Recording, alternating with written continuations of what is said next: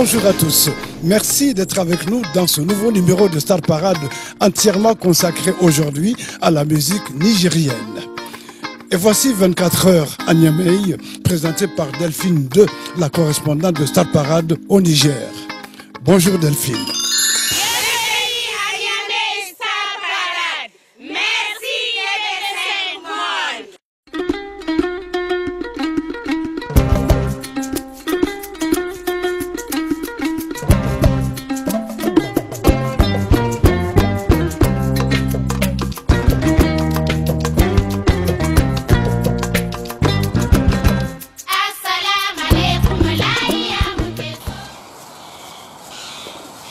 Nous trouvons au centre de conférence Mahatma Gandhi avec son Excellence Mohamed Saïdil Mokhtar, conseiller spécial du président de la République et directeur général de l'ANEC. Votre Excellence, bonjour. Bonjour. Alors, présentez-nous ce lieu qui est le centre Mahatma Gandhi, s'il vous plaît. Mais le centre Mahatma Gandhi, c'est une infrastructure qui a été construite, comme beaucoup d'autres, à la faveur de la tenue du sommet de l'Union africaine que le Niger a organisé en juillet 2019. Et pour nous, aujourd'hui, c'est un grand bijou qui nous permet d'accueillir les événements internationaux et dans les stars requis par les normes internationales. Exactement. Vous avez donc un espace qui permet d'accueillir des conférences internationales, mais également des événements culturels. Oui, l'objectif, la politique du plan de la République du Niger, c'est faire du Niger un hub pour l'organisation de conférences et des événements internationaux. Et nous avons 3 piliers pour faire cette promotion de la destination du Niger. Nous avons donc les infrastructures, nous avons le côté artisanal, mais aussi et surtout le côté culturel. Donc le centre de conférence sert à accueillir les grands événements, mais aussi c'est un cadre aux événements que nous offrons pour la promotion de tout ce qui est la culture, parce que les artistes nigériens internationaux auront l'occasion de se produire dans un cadre agréable. C'est une manière de ramener le Niger, considéré comme enclavé entre les terres, de désenclaver le Niger et d'en faire plutôt un lieu de passage qui permet de justement faire connaître le Niger au niveau culturel, au niveau de ses propositions d'organisation de grands événements internationaux. Oui, le Niger, c'est notre position géographique, fait de nous le trait d'union entre l'Afrique de l'Ouest et l'Afrique centrale, fait de nous le trait d'union entre l'Afrique du Nord et l'Afrique de l'Ouest.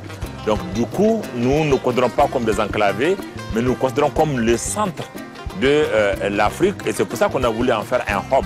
Un hub signifie le lieu où des rencontres de différentes organisations qui sont concernées. Et ça, c'est pour nous une grande occasion de faire la promotion de la destination du Niger, d'en faire une destination pour les conférences internationales, mais également aussi un cadre aussi de rencontres pour la culture. Et je sais qu'au niveau de TV5, vous tenez à faire la promotion de la culture aussi bien en Afrique que dans le reste du monde. Et je pense que c'est un des joyaux que nous offrons au Niger et également à la culture africaine. Alors un excellent symbole dans ce centre, c'est ce magnifique nid d'oiseau qui est le joyau de Niamey en termes architectural.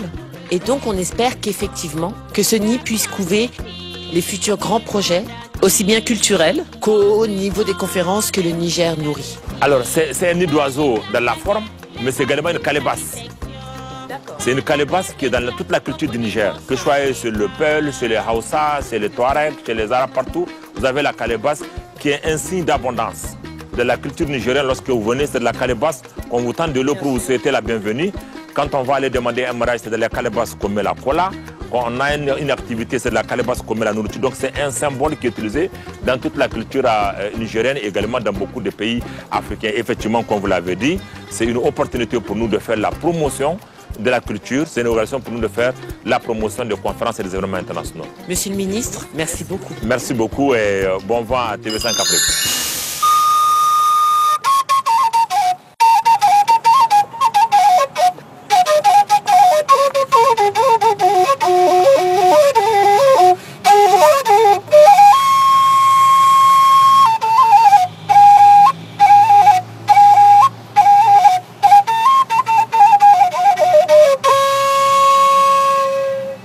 Mamar Kassey, bonjour, bravo. Bonjour madame. Merci pour cette belle introduction. Merci. Donc Mamar Kassey, flûtiste de génie, chef d'orchestre de Denke Denke. Et Mamar Kassey, toujours. Enchanté. Ouais, merci beaucoup. Moi j'aimerais savoir en fait comment on arrive à ce niveau d'excellence dans cet instrument qui est la flûte traditionnelle. Et ça, c'est un instrument de flûte peul de Niger. On le trouve dans 3 pays jusqu'à 4. On le trouve au Burkina Faso, on le trouve au Niger, on le trouve au Nigeria, un peu Tchad, un peu au Mali. Donc c'est vraiment un instrument qui accompagne le troupeau de vaches. Et le faire plaisir quand il est en train de brouter, et on le joue pour le faire plaisir quand même. Parce que la vache est sacrée chez les Peuls. Voilà, beaucoup. Et vous, comment vous avez amené, parce qu'on sent en vérité, effectivement, on sent l'origine de la musique pastorale Peul, oui. Mais on sent aussi d'autres origines. Oui. D'où viennent-elles ces autres, on va dire, orientations musicales que vous donnez à cette flûte Peul d'origine? Oui, en fait, traditionnellement, ça ne se joue pas beaucoup comme ça. Et moi, je fais une école de centre de formation et de promotion musicale, CFPM 92-96. D'apprendre à jouer dans le jazz, de jouer dans la musique moderne, de jouer dans le blues, de jouer dans les pièces de théâtre, de jouer beaucoup de musique improvisation. Donc ça m'a permis d'étudier les instruments même, parce qu'avant les trous sont pas, c'est le même taille avec les études un peu, et puis les 2 trous qui sont en bas sont vraiment plus ouverts que les 2 qui sont en haut. Et c'est un flûte de bambou qui viennent jusqu'à Thaïlande. D'accord. Donc tout compte, c'est-à-dire le niveau d'ouverture des trous et également bien sûr la matière dans laquelle vous avez conçu votre flûte. Parce que c'est en tige de mille, donc c'est fragile par rapport à mes voyages en Europe un peu, quand il fait frais, ça va fondre tout de suite. Et là, je le fais en PVC, mais je n'arrive pas à trouver le son naturel que je veux. Et je fais ça en métal aussi. Quand je joue, je sens le métal. Donc avec le bambou, là, j'ai un contact naturel. Voilà, le contact naturel avec, je peux voyager un peu partout dans le monde avec. Dengue. Voilà. Quand on se retrouve à travers le monde, parce que votre notoriété vous a amené à faire des scènes à travers le monde entier, quand vous vous retrouvez face à un public divers et varié, vous pensez que vous jouez pour les vaches? Bon, pas tellement, mais des fois quand je joue, quand même, je vois dans les images, je vois dans la nature, je vois, c'est pour cela des fois, les gens m'ont critiqué beaucoup. Il y a beaucoup de gens qui ont critiqué, ils ont dit que quand il joue, il fait le mesure, peut-être il a bu quelque chose ou il est saoulé la gueule, c'est pour cela qu'il fait ça. Or que vraiment, c'est quelque chose qui me donne des forces, c'est quelque chose qui me fait voyager. Vous êtes en communion. Je peux être au milieu de New York, mais je pense vraiment mon pauvre village, quand je ferme les yeux, et là, ça me donne vraiment de courage, ça me donne envie de continuer à jouer pour vraiment partager la flûte avec les gens et les autres pour connaître cet instrument qui a changé ma vie. Dengue, vous savez que Maestro nous regarde depuis Bamako. Oui. Donc est-ce qu'on ne va pas lui préparer une petite surprise? Parce que c'est le maestro était maestro. Le maestro, je ne peux pas quelque chose pour l'oublier, ce qu'il a fait pour le Niger, et ce qu'il a fait pour l'Afrique, et ce qu'il a fait pour le monde. Allons-y.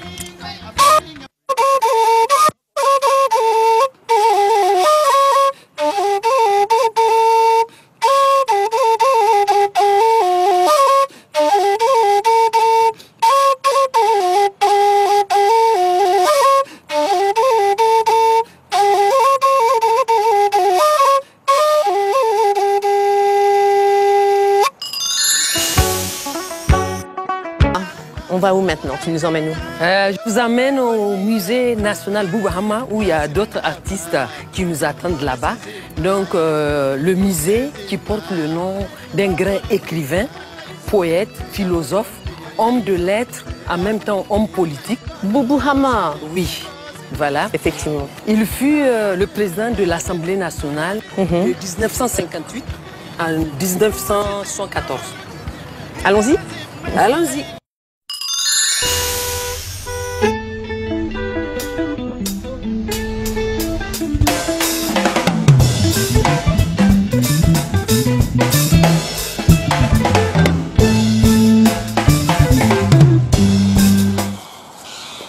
Nous trouvons au musée Boubouhama, nous a amené Adama avec le grand artiste Idi Sarki. Idi Sarki, bonjour. Bonjour Delphine. Bonjour, enchanté de faire votre connaissance. Enchanté aussi. Donc, ce qui est intéressant dans votre parcours, c'est que vous faites partie des pionniers du rap nigérian. Oui. Et comment, effectivement, on opère le passage du hip-hop, qui est une musique qui peut être assez décriée par, on va dire, les personnes plus âgées, à la musique traditionnelle, et on se retrouve en bazin Gessner. Bon, vous voyez, je peux appeler ça de la maturité musicale. J'avais commencé par le rap, effectivement, avec le groupe Cody. Donc, on avait fait un parcours avec ce groupe. Donc, après, je me suis retrouvé dans l'afrobeat musique. Et juste après l'afro, maintenant, je me suis transformé je suis dans la variété musique. Certes, du rap, aujourd'hui, la musique tradie moderne. Donc, il y a juste un décalage. Je reprends votre expression. Vous n'avez pas dit décalage, vous avez parlé de « je me suis transformé ». Oui. Donc, comment s'est opérée cette transformation? Donc, j'avais compris que pour grandir, il va falloir peut-être que je me lance un peu dans la variété musique, et j'ai commencé par apprendre un peu la guitare. Je gratte un peu à la guitare, j'ai fait le solfège aussi. Et du coup, avec l'âge aussi, parce que ceux qui nous ont suivis quand on était jeunes, quand on rappait, aujourd'hui ils sont devenus des cadres. Donc du coup, c'est un peu difficile pour eux de venir assister à des concerts rap. Donc je me dis, mais pourquoi pas maintenant essayer de satisfaire... Pour garder vos fans? Pour garder mes fans, pourquoi ne pas balancer vers la variété musique. Voilà ce qui m'a un peu poussé vers la musique variété. Et j'ai encore mis quelques traditionnels de chez nous pour donner des couleurs. Donc en gros, vous faites de la variété, mais une variété qui forcément, parce que quand on vient du hip-hop, elle est forcément teintée aussi de sonorités que vous appréciez, parce que hip-hop un jour, hip-hop toujours. Oui, oui, effectivement. Présentement, je suis en train de travailler sur la variété, et dont il y a des fois, je mets quelques couplets rap. Donc j'essaie d'innover, j'essaie d'apporter une autre couleur encore. Par exemple, dans les artistes hip-hop francophones qui vous inspirent et qui ont continué dans le hip-hop, si je vous cite un Kerry James et par exemple IAM, quel est, on va dire, l'artiste ou le groupe, puisqu'il y a les deux, qui vous inspire le plus? Parmi les artistes francophones, même un autre? Oui, je pense, moi, personnellement, j'ai été trop inspiré par le groupe d'Aradji.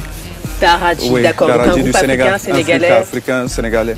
Donc voilà, vraiment, ceux qui m'ont inspiré. Un hip-hop, matinée de musique traditionnelle, de rythmes locaux. Voilà, si vous prenez le parcours d'Afredi aujourd'hui, qui a quitté le rap pour notre style, donc je pense qu'il nous a beaucoup inspiré dans ce sens. Donc lui, il est dans la soul. Maintenant, vous parlez de variété. Mais est-ce que dans variété, vous entendez plus, pas plus pop en fait, de la pop, de la musique populaire? En fait, moi, je suis quelqu'un qui touche à tout. Je touche à tout, je fais du zouk, je fais, ça dépend des circonstances. Oui, je fais du zouk aussi. Non, je ne parle pas créole. Vous ne parlez pas créole, vous parlez zouk? Donc je prends la musique zouk, j'adapte la langue de chez moi, donc ça fait que... Ça vous permet en fait d'être présent sur tous les tableaux? Effectivement. Sur tous les tableaux musicaux en tout cas. Oui. Quels seraient en fait vos rêves, puisque vous utilisez beaucoup de styles musicaux différents pour vous affirmer musicalement parlant. Donc quel serait votre projet le plus fou? Est-ce que ce serait pas, je sais pas, de matiner tout cela de musique électro? Je ne sais. Quels sont vos projets les plus fous que vous ayez et que vous avez envie de mettre en marche? Mon projet le plus fou que j'ai, c'est de faire, de produire un album basé sur la voix. Un album uniquement a cappella? Uniquement a cappella. Où tous les effets seront? Où tous les effets seront faits par vocaux. D'accord. Oui. Alors c'est parfait, ça me donne ma parfaite introduction pour que nous finalisions cet entretien. Un exemple de ce que ça pourrait donner a cappella, monsieur Iggy Sarki. Allons-y. No way who andi samatini yahu kasoja masida hatani atami hejio andi samatini yahu tani anda natida tani atami hejio hayo. C'était l'artiste Iggy Sarki en direct du musée Boubou Hamma. Monsieur Iggy Sarki, merci beaucoup. Merci bien. Merci.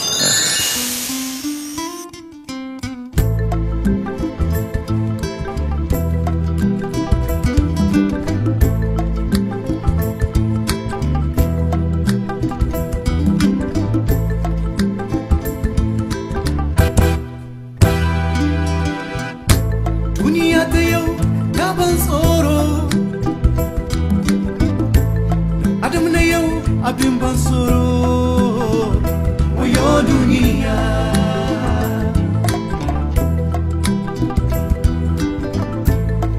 Yanzu komi ya sauya ba irin na da wuri ba.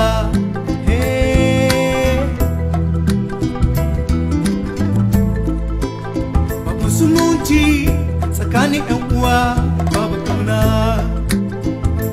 babu imani, sai Allah ya gyara.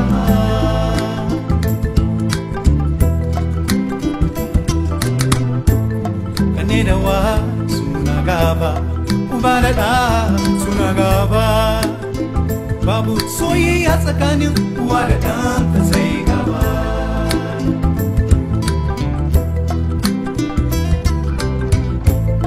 Abokai na yau gaba suke, amunai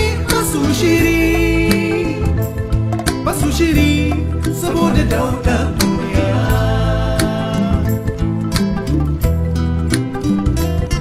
Duniya, duniya, duniya, duniya, duniya, duniya, duniya.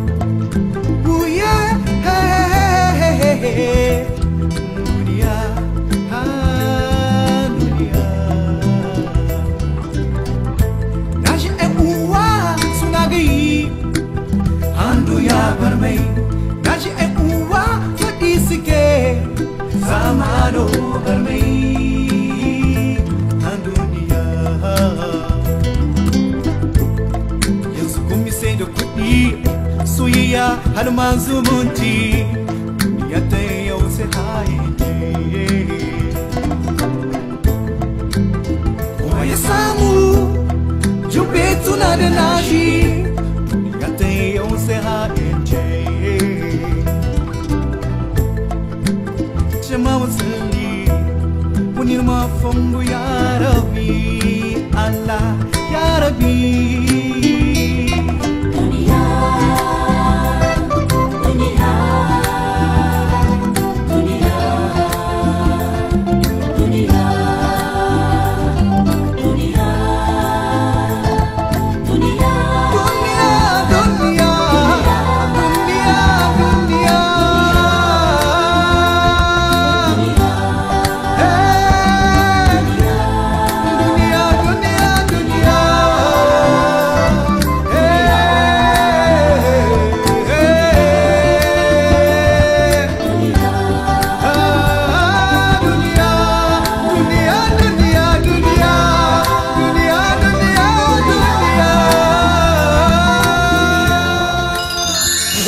Le clip de Idi Sarki, le fameux clip Dunia. J'espère que vous avez apprécié. Mais là, vous avez trois muses de la musique nigérienne. C'est le groupe Soga. Et nous allons discuter avec Aïchatou, qui représente ce groupe. Aïchatou, bonjour. Bonjour Delphine. Aïchatou, depuis combien de temps existe ce groupe, pardon? Le groupe Soga existe depuis 2004. Et comment est né justement ce groupe? Le groupe est né en vue de faire la promotion de la chanson féminine et surtout pour représenter le Niger en chanson au 5e jour de la francophonie en 2005. Alors vous êtes né dans ce contexte-là, mais aujourd'hui vous êtes toujours là? Nous sommes toujours là parce que nous nous sommes battus pour avoir une place dans la musique nigérienne. Pourquoi est-ce si difficile pour des femmes qui font de la musique et qui représentent leur pays? Pourquoi c'est si difficile d'exister? C'est difficile parce que notre société le refuse. Jusqu'à présent, notre société voit mal une femme qui est dans la culture, qui se bat pour la culture. Mais nous nous sommes imposés parce que nous avons été persévérants. Nous restons dans la musique et nous nous battrons pour le Niger et pour l'Afrique. Alors moi, vous me faites beaucoup penser à un groupe qui a fait aussi les belles heures de la musique ouest africaine, c'est les Amazones de Guinée. Parce que justement, elles ont été créées effectivement dans ce type de contexte et puis ce sont des femmes de l'armée. Maintenant, quels sont vos faits d'armes? Quelles sont vos plus belles réussites en 16 ans de carrière maintenant? En 16 ans de carrière, je dirais d'abord que si elles sont des Amazones, nous sommes des Saraounia. C'est des femmes guerrières aussi. Donc, nous avons fait un album, Aïr Ténéré, qui continue à marcher jusqu'à présent. Alors je rappelle, pour ceux qui sont non nigériens, que Aïr Ténéré, enfin, il y a le désert du Ténéré avec ce mont qui s'appelle l'Aïr. Et cet album-là, alors? Cet album continue à marcher. Il y a un deuxième et nous avons aussi beaucoup de singles et ça va. Ça vous a permis non seulement de faire briller les couleurs du Niger au-delà des frontières du Niger, c'est-à-dire sur le continent africain, mais est-ce que vous vous êtes rendu sur d'autres continents? Est-ce que ça vous a permis de visiter d'autres continents? Si, ça nous a permis de beaucoup voyager avec notre musique sahélienne et nous continuons à voyager. Nous continuerons à le faire parce que ça reste beaucoup pour la musique nigérienne. Elle n'arrive pas à sortir comme il le faut et nous allons nous battre pour cela. Aïchatou, qu'est-ce que vous conseilleriez à des jeunes femmes qui souhaiteraient se lancer dans une carrière musicale et, à l'instar du groupe Soga, créer un groupe féminin pour justement faire briller les lettres de noblesse de la musique féminine nigérienne? Ok, moi je leur dirais d'être persévérantes, de se sacrifier surtout au travail parce que nous sommes tués à la tâche. Nous continuons à nous tuer. Vous n'êtes pas tuée, vous n'êtes pas morte. Ah oui, on est vivante, mais voilà. En fait, j'utilise le jargon. On s'est battu et on reste sur la toile musicale nigérienne parce qu'on se bat dans le travail. Voilà. Au quotidien, quand vous croisez des Niamésés lambda, quel est l'accueil qu'ils vous font? Hey, Soga Isai. C'est ça le terme. C'est l'expression. C'est les femmes de Soga. Avec beaucoup d'amour et d'admiration. Avec beaucoup d'amour. Et on nous facilite beaucoup les choses au marché, dans les taxis, dans les transports en commun, partout. En tout cas, partout on nous facilite la tâche parce qu'ils aiment ce que nous faisons. On va écouter donc l'ensemble du groupe. Il y a Isaka qui est juste là. Et vous allez nous proposer un live avant qu'on découvre un de vos clips. Avec plaisir.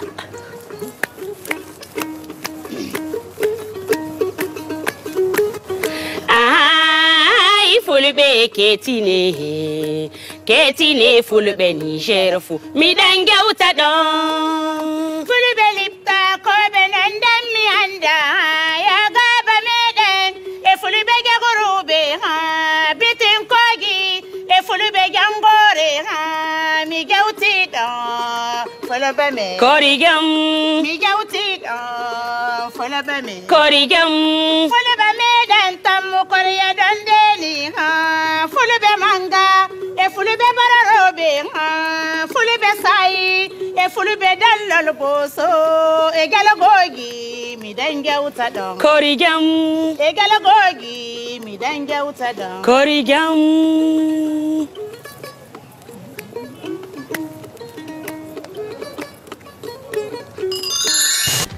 On a fini avec le musée, maintenant tu comptes nous emmener où?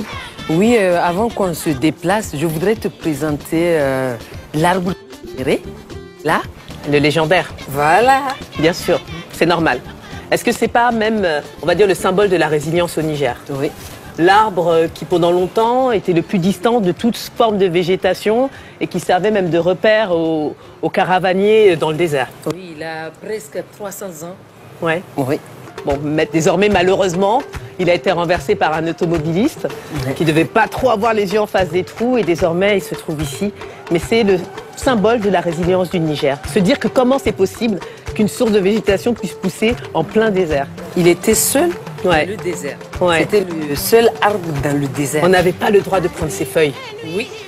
Il y avait, même la tradition dit qu'il y avait des djinns autour. Si. L'arbre du Ténéré. L'arbre, il n'y a pas d'eau dans le désert. Oui. Mais pourtant, il a survécu. Oui. Avant que l'homme mette un terme à sa vie. Voilà. Donc c'est sur ces images que nous quittons le musée Boubou-Hama avec ma complice Adama. Oui, on va où maintenant? Nous allons partir à la place Anoutab D'accord. Donc c'est une place qui porte le nom d'un soldat qui est tombé l'arme à la main. D'accord. Contre l'attaque de l'ennemi avec d'autres soldats. Donc là-bas, on va retrouver des jeunes rappeurs. Parce que justement, l'endroit, c'est un endroit où les jeunes se retrouvent pour naviguer gratuitement. Naviguer. Non, je parle de l'internet. Surfer sur le web. Voilà. Et c'est gratuit. D'accord. Très bien. On y va? Oui, on est parti. Suivez-nous. Ma bella, ton regard a croisé le mien, je me sens déjà envoûté. Umbrella, t'es la reine de la soirée, peux-tu m'accorder du temps, ma bella?